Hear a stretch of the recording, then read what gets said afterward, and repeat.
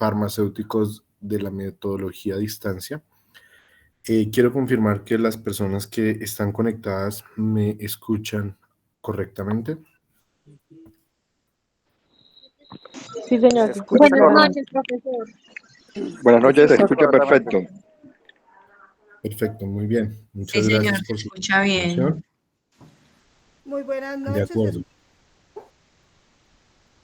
Gracias a todos por su confirmación. Bueno, me presento con ustedes. Antes de poder iniciar, voy a encender mi cámara para que me puedan ver en un momento muy corto. Me presento con ustedes. Mi nombre es Jimmy Ordóñez.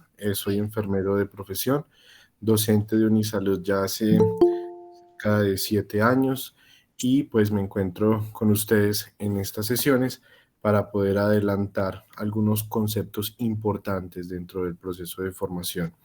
Para la sesión que tenemos en este momento, vamos a hablar del tema de prevención de infecciones, que es un tema muy importante si lo vemos desde la perspectiva de que nosotros estamos vinculados al sistema de salud y somos agentes no solo con la tarea de ayudar a prevenir las infecciones, sino también de orientar a las personas en sus mejores prácticas para así evitar la propagación de infecciones y enfermedades.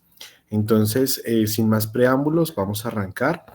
Voy a presentar mi pantalla para que por favor en un momento me puedan confirmar que todos la estén viendo. Permítanme un segundo, ya la estoy aquí por compartir. Permítanme un segundo. De acuerdo. ¿Me confirman por favor si están viendo mi pantalla? Sí, señor. De acuerdo, Sí, John señor, Fader, sí. muchas gracias. Sandra también, muchas gracias por la confirmación. De acuerdo, muy bien. Entonces, vamos a hablar precisamente de qué es controlar las infecciones en los usuarios y su entorno de acuerdo a unas buenas prácticas sanitarias. El nombre parece un poco grande, extenso, pero es importante que identifiquemos que nuestra principal función o tarea como agentes, como personas que hacemos parte del sistema de salud, es reconocer que en todo lado hay una facilidad para que las personas se contagien o sean transmisores de enfermedades o de infecciones. Para esto vamos a empezar con un concepto muy claro, muy grande, que es el de bioseguridad. Seguramente ustedes lo han escuchado y cuando hablamos de bioseguridad podríamos definirlo como la seguridad de la vida. ¿Qué es importante de este concepto? Que nosotros podamos entender básicamente que no se trata de una única actividad. Cuando nosotros hablamos de bioseguridad, como bien se dice aquí en la diapositiva, estamos hablando de un conjunto de medidas que tienen una noción muy importante, y es que estas medidas son de tipo preventivo. Al ser medidas de tipo preventivo, buscamos actuar antes de que suceda.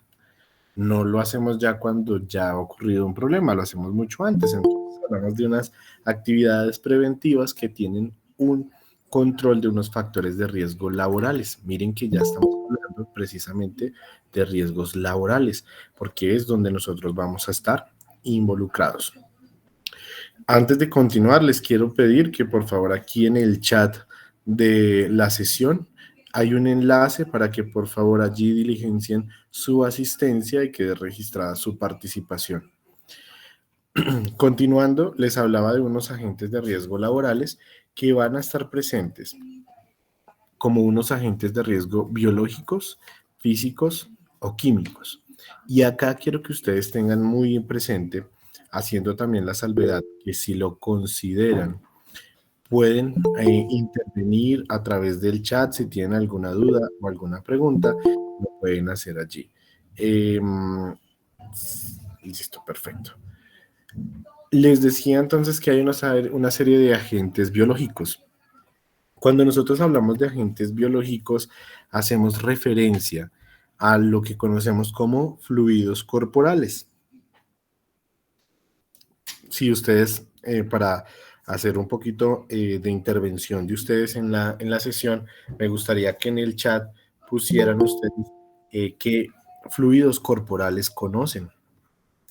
Y de ahí precisamente vamos a hablar de algunos de ellos. Bueno, bastantes personas conectadas hasta ahora. Ahí les voy dando la bienvenida para que ustedes se vayan conectando y vayan participando de esta sesión.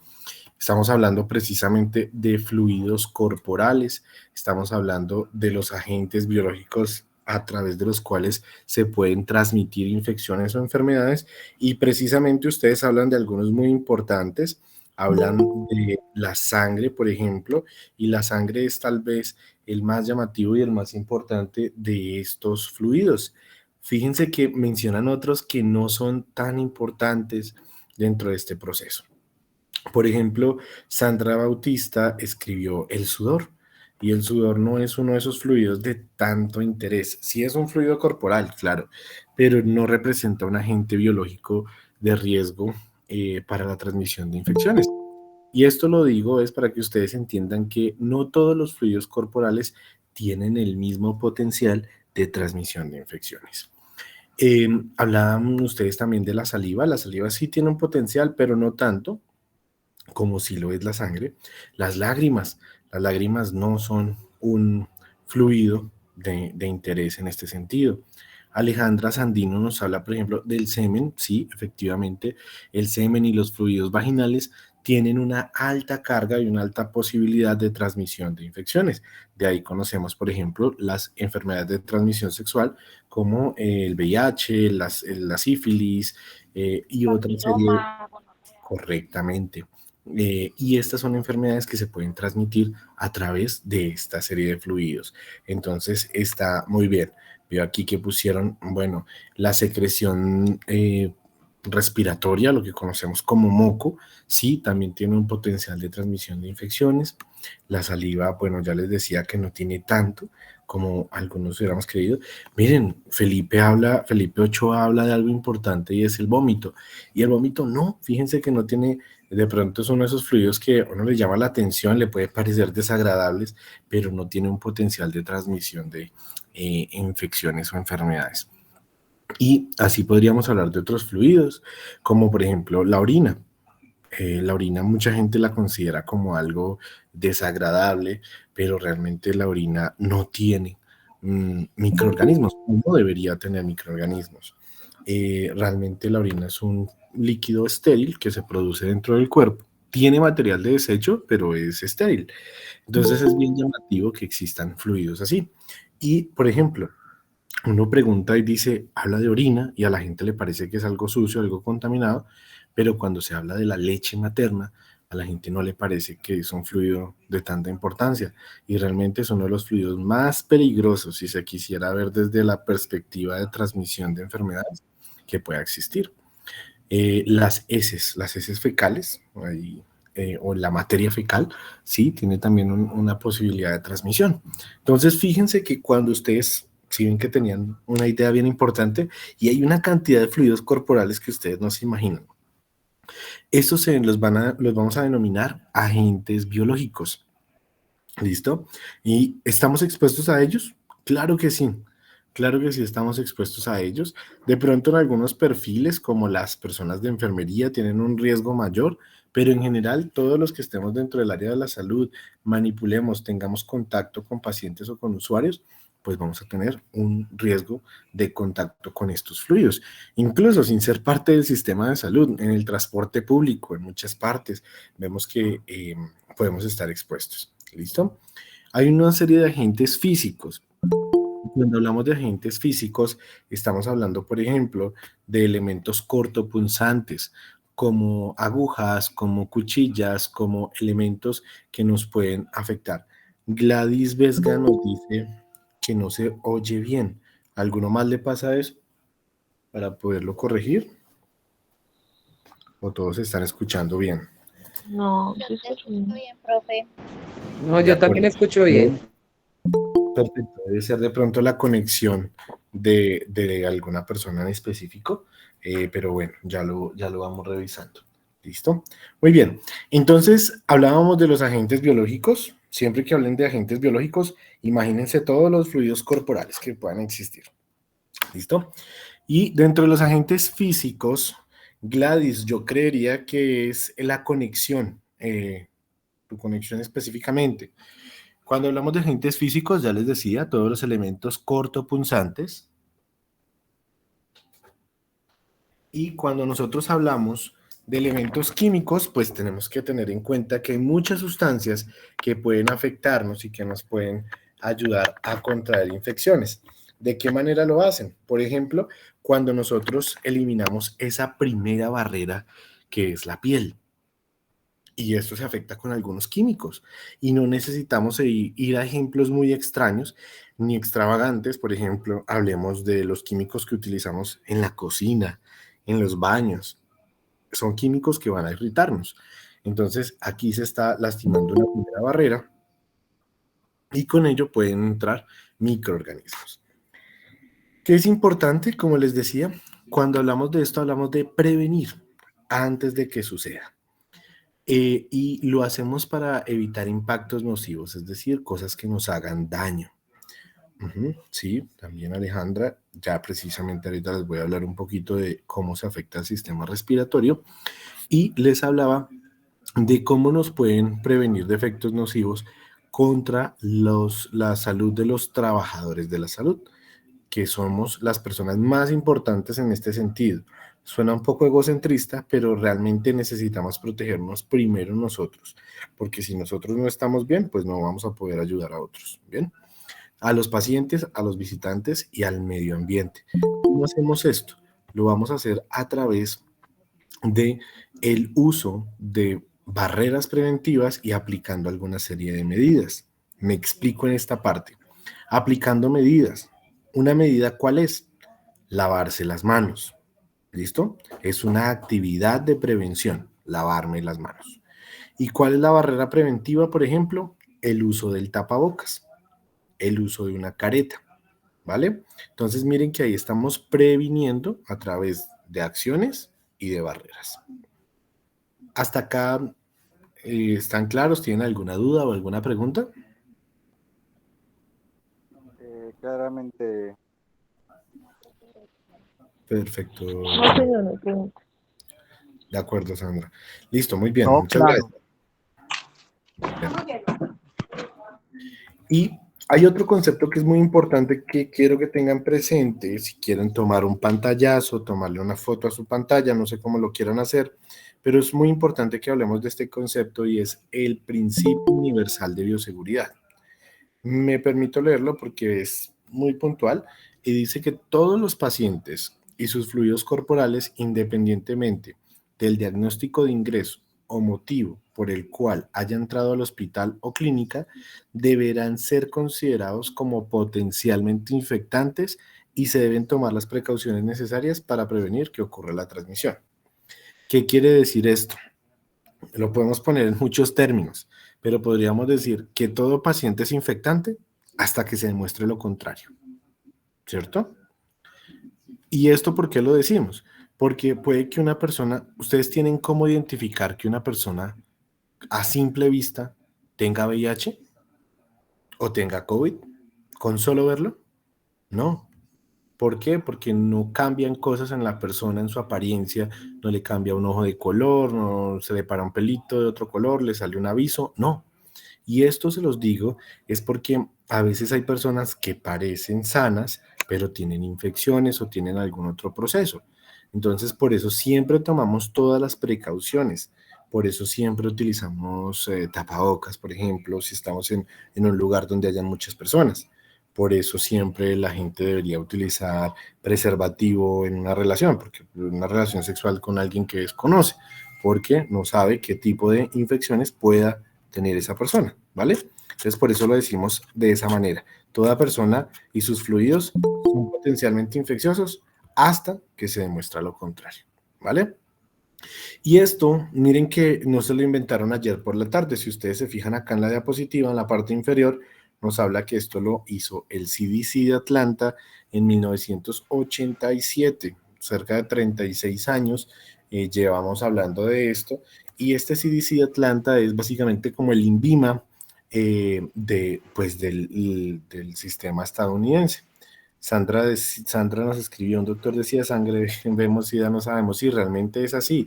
O sea, eso es muy importante y es lo que ustedes tienen que tener presente, de tomar absolutamente todas las precauciones antes de intervenir a un paciente. ¿Por qué? Porque un paciente, por ejemplo, puede llegar al servicio de urgencias con un esguince de un pie, pero eso no quiere decir que no se le vaya a quitar su diagnóstico de tuberculosis o de VIH o de cualquier otra infección. ¿Y qué hablamos, a qué hacemos referencia nosotros cuando hablamos de infección? Pues hacemos referencia a un proceso de invasión, de multiplicación de microorganismos que van a entrar a un cuerpo, van a generar unos signos y unos síntomas de enfermedad. Y acá pues es importante que ustedes, como ya se están familiarizando con el tema de salud, pues que ustedes puedan identificar qué es un signo y qué es un síntoma. El signo es todo lo que yo puedo ver, lo que me consta, lo que yo puedo medir, ¿listo? Lo que yo puedo verificar. Eso es un signo, algo que yo pueda contar. Por ejemplo, los famosos signos vitales. Ustedes de pronto les han tomado los signos vitales o han escuchado hablar de ellos, ¿no? Entonces decimos que un signo vital es la frecuencia cardíaca. ¿Cumple con esas características? Sí. ¿Lo puedo medir? Claro que lo puedo medir. ¿Lo puedo comprobar? Sí. Y le doy un valor. Por eso decimos 70 latidos por minuto, 80 latidos por minuto. Le damos un valor. Esos son signos. Y síntomas es lo que siente el paciente, lo que yo no puedo medir. Por eso es de la experiencia de cada una de las personas. Por ejemplo, el malestar. Cuando ustedes dicen, yo tengo malestar, ¿cómo hacemos para medir eso? No hay forma de medirlo, porque es una experiencia de cada uno de ustedes. ¿Listo? Es un poquito como para que ustedes puedan diferenciar entre un signo y un síntoma, que a veces la gente cree que es lo mismo, pero no. Cuando nosotros hablamos de microorganismos, pues ya estamos diciendo que con el nombre ya decimos que micro, pequeño, organismos muy pequeños. Es algo que solo se puede ver a través de un microscopio. Entonces, ahí tenemos muchos tipos de microorganismos. Por ejemplo, el virus o los virus. Dentro de los virus más conocidos tenemos el famoso virus de la gripe o la gripa. ¿Alguien sabe cómo se llama ese virus? Es un virus pues bastante grande, bastante complejo de entender. COVID. No precisamente. El COVID de hecho hace parte de esa familia, pero realmente es un virus que se llama el virus de la influenza. Y ese virus de la influenza tiene muchas divisiones, muchos tipos de virus de la influenza. Y un tipo de ese virus de la influenza es el COVID, pero hacen parte de del mismo grupo, de la misma familia.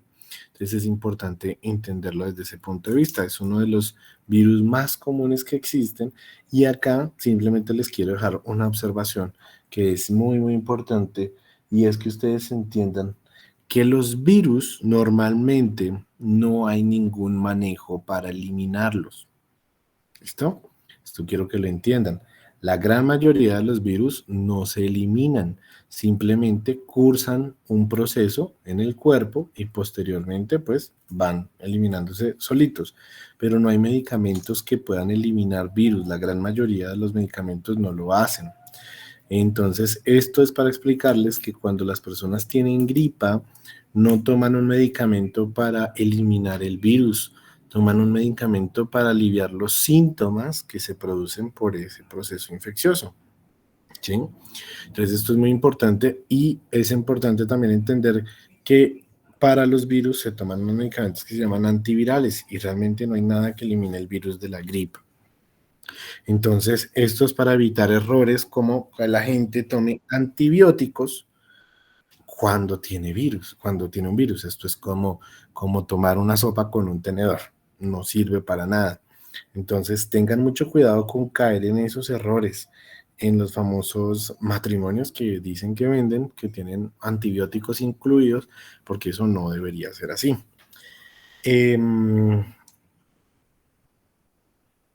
Valentina, señora. No, ¿qué pasa? Bueno, ya supe cuál es la inquietud que puede tener Valentina. La influenza es un virus, ¿listo? La influenza es un virus. ¿Qué pasa? Que hay una vacuna que tiene el mismo nombre, pero hace referencia a el manejo o la prevención de la infección por ese virus. ¿Listo? Pero tiene el mismo nombre. Hay la vacuna de la influenza o contra la influenza, pero el virus es la influenza. Sí, un poco más claro en ese punto. Listo, listo. Por eso es importante entender que las vacunas son contra, y ahí viene el nombre, ¿sí? No es que sean solamente el nombre y ya. Las bacterias son las más comunes que existen. Ahí les puse algunos ejemplos, un ejemplo, perdón, por cada uno, y está la Escherichia o Escherichia o E. coli, como también se le conoce. Es una bacteria que vive en nuestro intestino grueso y allá está bien, pero cuando se lleva a otras partes, pues genera infección. El ejemplo que tenemos son las infecciones urinarias. Y cuando nosotros hablamos de esto, es importante entender que por anatomía y por otras cuestiones, en la mujer es mucho más predominante que aparezcan las infecciones urinarias, porque pues hay una cercanía entre pues la zona perianal, la zona vaginal, y esto puede causar también una transmisión de infecciones. ¿Por qué les digo todo esto? Es para entender que hay unas condiciones anatómicas que a veces tienen que ver con la aparición de algunas enfermedades o de algunas infecciones. Por eso, y acá viendo este tema, yo siempre les traigo como a colación, y es que, por ejemplo, a las mujeres una de las primeras cosas que les enseñan en sus hábitos de higiene es que la limpieza genital se hace de adelante hacia atrás. Y esto obedece a un principio, y es que vamos de lo más limpio a lo más contaminado. Y si lo hiciéramos de manera diferente, es decir, de atrás hacia adelante, pues generaríamos una contaminación de toda el área. Entonces, fíjense cómo desde cosas tan pequeñas nosotros podemos hacer una correcta educación y entender por qué las cosas se hacen de una manera determinada, ¿vale? Empezó la primera. Y también tenemos el tema de los parásitos. Aquí aparece un parásito que de pronto es muy conocido y es el famoso toxoplasma. Ese toxoplasma, que está muy asociado a los gatos, está más que todo presente en el intestino de los gatos y se libera a través de las heces, es decir, a través de la materia fecal de los gatos. Recomendación: si tienen gatos, no hay que exorcizar al gato, no hay que echarlo de la casa. No se preocupen por eso, simplemente hay que tener una correcta higiene del arenero, es decir, estar cambiando o estar removiendo la materia fecal que está allí, pero no hay ninguna otra indicación. Y frente a los hongos, por ejemplo, tenemos la candidiasis, que es una infección que se presenta. Ya vamos a hablar un poquito de esas infecciones específicamente que existen. ¿Qué pasa? Que cuando el microorganismo ingresa a nosotros, nos va a empezar a generar una serie o va a liberar una serie de tóxicos que nos van a empezar a representar unos signos y síntomas que nos dicen que estamos con ese proceso infeccioso. Por ejemplo, la fiebre. Casi todos asociamos a que cuando hay fiebre hay infección. También podemos hablar de una infección localizada. Por ejemplo, yo tengo una herida en la mano y esa herida se empieza a poner roja, se empieza a poner caliente, se empieza a poner un poco más dura y puede que aparezca pus, ¿no es cierto? Entonces, esos son signos que nos dicen que hay algo que no está bien, que hay un proceso infeccioso. Y hay otro concepto que quiero que tengan muy presente, y es que no todos los microorganismos van a generar enfermedades. Entonces, esos microorganismos que generan enfermedades son lo que nosotros vamos a denominar patógenos. ¿Listo? Si alguna vez escucharon ese término, patógeno quiere decir que causa enfermedad. Voy a mirar por aquí que escribieron en el chat. Bueno, sí, Alejandro escribió que cuando hay infección de vías urinarias hay ardor al orinar. Sí, esos son parte de los síntomas que se pueden generar, de la irritación que se puede generar. Muy bien. Entonces, importante que no todos los microorganismos nos hacen daño. De hecho, hay muchos microorganismos muy buenos, pero los que causan enfermedad se llaman patógenos. De ahí viene un término que ustedes seguramente habrán escuchado, que es patología, que es el estudio de las enfermedades. En esta diapositiva, ¿quién logra identificar qué tipo de enfermedad o qué tipo de infección estamos tratando de graficar allí? viéndolo así rápidamente. ¿No logran identificarlo? Profe, ¿De ¿sería obra de gato? huésped? Señora, ¿Sería huésped no te entendí o muy bien. puerta ¿Alguien? extra? El tétano. El tétano no, Jaime. Aquí estamos tratando de simbolizar Erika. Erika Janet. Ok, una infección de piel. Una infección de piel, sí, puede estar también relacionada, pero puntualmente estamos tratando de graficar o de entender cómo se da la infección del virus de la rabia. Entonces, ¿cómo vemos acá? Que siempre vamos a hablar de un agente causal. ¿Quién es el agente causal? El microorganismo que me está produciendo o que me va a producir la infección o la enfermedad. En este caso, el virus de la rabia hace parte de algo que se llaman los lisavirus. Entonces acá viene el agente causal. Resulta que este virus está presente en un huésped, es decir, ¿quién lo tiene? ¿Quién lo lleva? ¿Quién es ese huésped?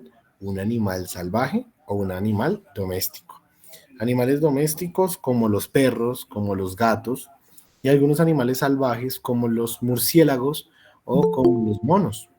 Esos son tipos de animales que pueden servir de huésped. ¿Cómo va a salir ese virus del huésped donde ya está? Va a salir a través, en este caso, de la boca del animal. ¿A través de qué se va a transmitir? A través de la saliva del animal. Fíjense que la saliva de los animales sí es mucho más peligrosa. Y a través de un arañazo que podamos también tener, de una lamida de ese mismo animal. O sea, hay que tener mucho cuidado. ¿Cuál es la puerta de entrada? ¿Cómo va a ingresar a nosotros? A través de una herida que puede estar producida por este arañazo o cualquier otra herida. Por eso hay que tener mucho cuidado cuando tenemos lesiones en las manos, incluso en la boca, en cualquier parte del cuerpo realmente hay que tener mucho cuidado cuando hay una herida. Y posteriormente hay una susceptibilidad. ¿Quién es? Una persona u otro animal que se puedan contagiar. Recuerden que entre animales también se pueden contagiar. Y acá se va a generar el cuadro de una persona enferma. Sí, señora Valentina, va a correr por el torrente sanguíneo. Muy bien. Entonces, solo para que ustedes entiendan un poquito de esto, el proceso de infección de la rabia es muy complejo, muy severo, y pues la muerte es muy difícil en este sentido. O sea, se produce la muerte y no debería producirse si se toman las medidas adecuadas. Una medida adecuada, ¿cuál sería? Y ahí les cuento un poco, muchachos. Una buena medida es cuando ustedes llegan a tener una exposición por rabia, es decir, los muerde un perro desconocido, un mono, un murciélago o un gato, alguien que ustedes van a tener esa duda, la medida de primeros auxilios es que ustedes tienen que hacer un lavado de la herida. Pero oiga,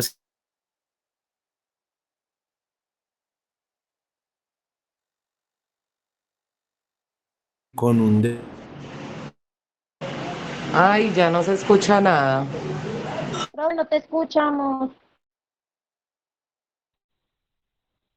No, no se escuchó. Es que noto como se cortó, algo así. ¿Allí me escuchan nuevamente, muchachos? Bueno, ahora sí. Sí, Ahora sí. retornó. De acuerdo, listo, perfecto, ya superado el impasse. Y están viendo mis diapositivas, ¿de verdad? Sí. Sí, se están viendo. De acuerdo, listo. Muchas gracias allí por la confirmación. Si se vuelve a ir el audio, me avisan, por favor. Entonces, no sé hasta dónde quedamos, pero les quería comentar. Y hay que hacer lavado. Ah, muy bien, listo. Joana, muchas gracias.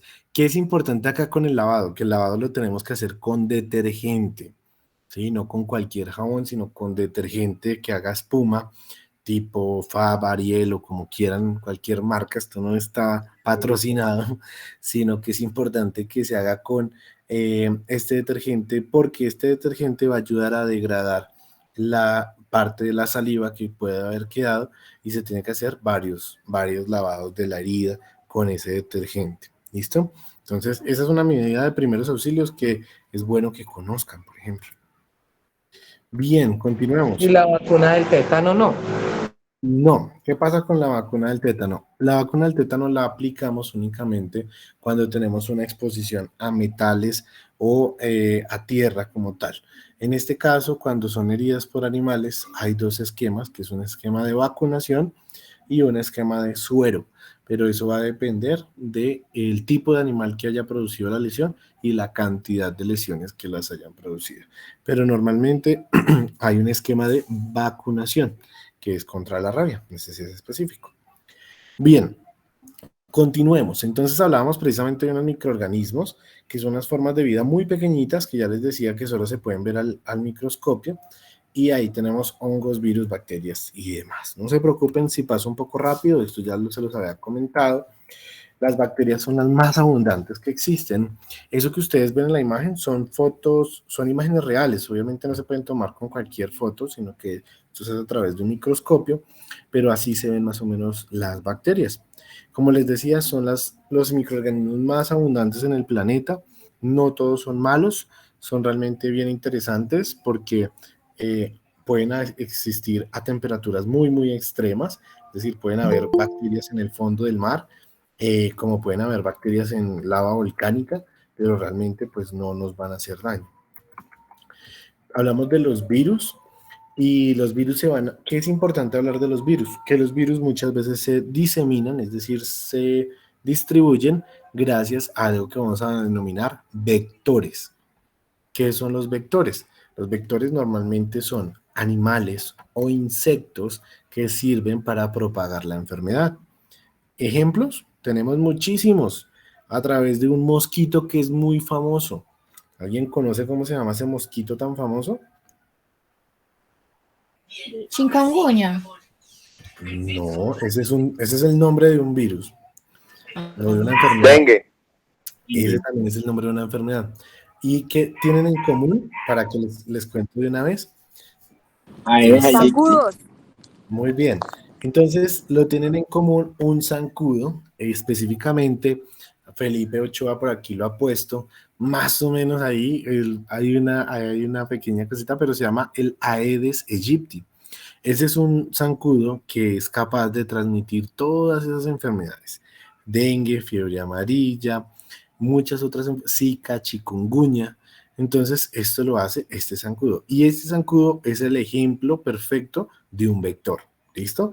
Por eso es importante el tema de la fumigación, del uso de los mosquiteros y de todo lo que tengamos para prevenir la infección, la transmisión. Por eso se hacen muchas campañas, por ejemplo, ven ustedes que se habla del tema de evitar agua aposada, por ejemplo, porque esto puede proliferar el tema de la aparición de más mosquitos.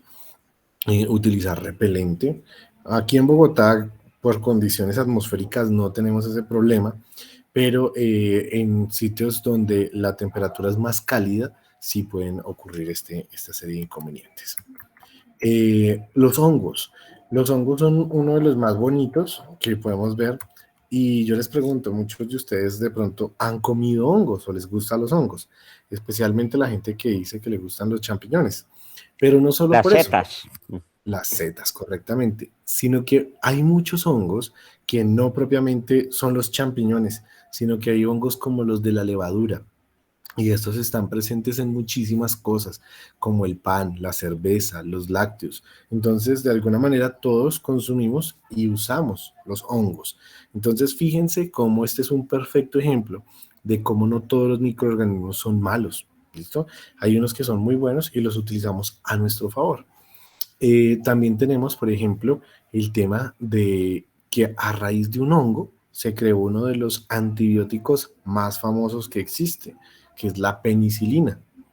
Y esos son datos que son muy importantes. Entonces, la penicilina se crea a raíz de un hongo, que es el Penicillium, y ahí viene una historia bien interesante. Esto es cultura general, pero por allá un señor que se llamaba Alexander Fleming, se puso a jugar con hongos y con bacterias y se dio cuenta que el hongo destruía la bacteria. Y entonces desde ahí se empezó a crear y se empezó a hablar de la penicilina, y fue uno de los inventos más importantes dentro de la industria farmacéutica, que es bien interesante.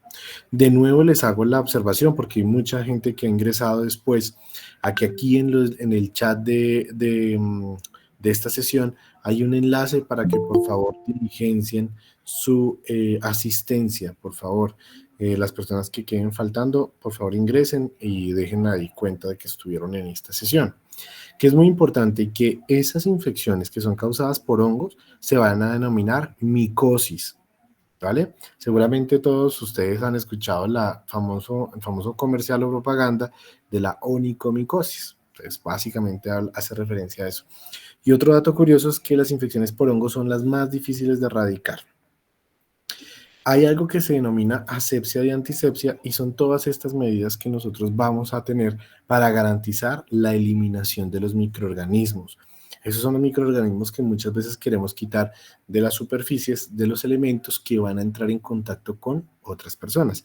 Por eso, no sé si ustedes tienen el hábito, pero pues a raíz de la pandemia muchos aprendimos a utilizar el alcohol, por ejemplo, para utilizarlo en nuestras manos o para limpiar muchos objetos y superficies. Realmente es una muy buena práctica que quedó de la pandemia, que espero muchos de ustedes la tengan hoy en día y la sigan utilizando, porque realmente sí ayuda bastante. Tarea muy rápida que van a tener ustedes.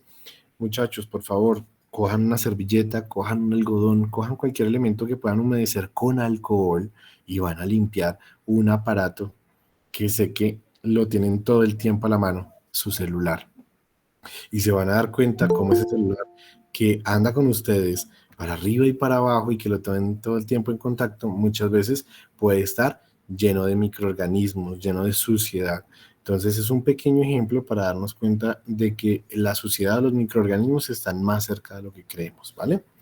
Y nosotros cómo aplicamos esta técnica aséptica a través de muchos principios, a través de muchas actividades. Por ejemplo, cuando ustedes les han tomado muestras de sangre, que supongo que a la mayoría les habrán tomado alguna vez muestra de sangre, se darán cuenta cómo lo limpian a uno, ¿no? Para hacer antes la punción. Entonces lo limpian a uno como en una espiral. Nosotros también nos basamos en que las cosas se deben mezclar de acuerdo a la categoría que tienen. Nosotros hablamos de algo limpio y hablamos de algo contaminado. Y esto, para ejemplos prácticos y de la casa, la ropa limpia y la ropa sucia, que nosotros la vamos a denominar en salud contaminada. No mezclamos una cosa con la otra, sino todo se va a terminar contaminando, ¿vale? Entonces, esto es para entender que debemos seguir un orden lógico, que vamos de lo más limpio a lo más contaminado, como en el ejemplo que hablamos hace un rato. Y vamos a hablar de una serie de sustancias que es importante también hacer esta diferenciación, y es entre desinfectantes y antisépticos. Entonces, cuando nosotros hablamos de desinfectantes, estamos hablando de unas sustancias químicas que tienen una capacidad de destruir microorganismos. ¿Es lo que queremos? Sí, es lo que queremos. Pero ¿qué problema tienen? Resulta que son muy tóxicos para entrar en contacto con la piel. Entonces, por eso no los utilizamos en la piel. Un ejemplo, el hipoclorito de sodio, es decir, el clorox, el límpido, como le quieran llamar. Nosotros no nos limpiamos una herida con cloro, por ejemplo. ¿Por qué? Porque es muy irritante para nuestra piel. En cambio, los desinfectantes los vamos a utilizar, como dice la diapositiva, sobre material inerte. ¿Listo? Sobre pisos, paredes, mesas, superficies. Ahí es donde vamos a utilizar los desinfectantes.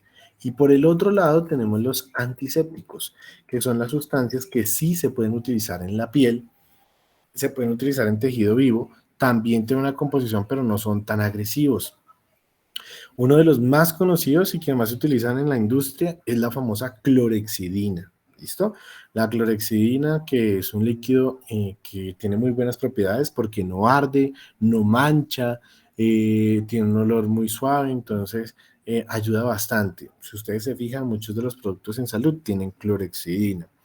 Yodopovidona, seguramente muchos la conocen, la famosa yodopovidona.